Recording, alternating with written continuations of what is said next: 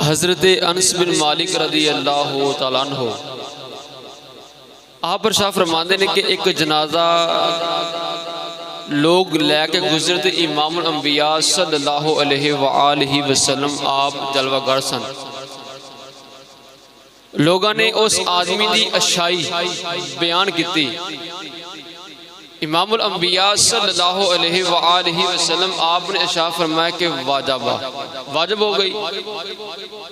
کچھ دیر بعد ایک اور جنازہ آیا. لوگوں نے اس جنازے دی برائی بیان کیتی. امام الانبیاء نے ارشاد فرمایا واجب.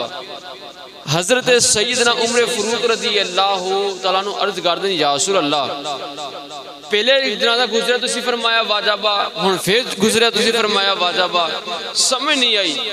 امام الانبیاء صلی اللہ علیہ وآلہ وسلم آپ نے ارشاد فرمایا کہ جی تسی اچھائی بیان کیتی او دے اوپر اللہ تعالیٰ نے جنت واجب فرما دیتی. جے تسی برائی کیتی اللہ نے اس بندے تے جہنم واجب فرما دیتی. آپ نے ارشاد فرمایا کہ تسی اللہ دے اس زمین پر گواہ ہو جس طرح تسی کہو گے اللہ او دے مطابق فیصلہ فرما دے گا.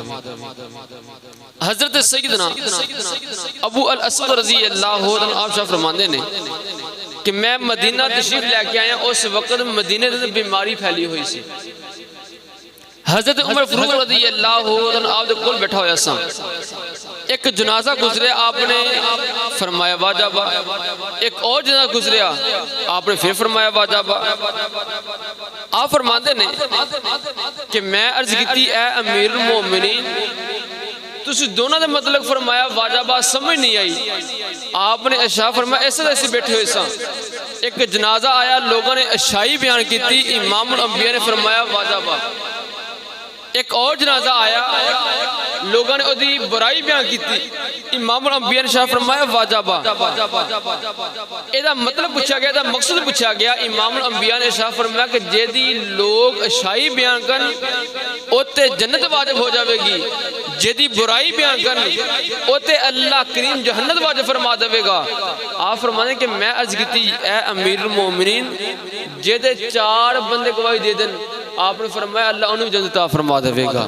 عرض کیتی اے امیر المومنین جے دے 3 بندے گواہی دے دن زیادہ نہ ہو سکن آپ نے شاہ فرمایا اللہ انہوں جنت عطا فرما دے گا. عرض کیتی میں 2 دے مطلب سوا کیتا کہ جے دے 2 بندے گواہی دے دن ایک بندہ نیک ہے آپ نے شاہ فرمایا جی 2 گواہی دن اللہ انہوں جنت عطا فرما دے گا.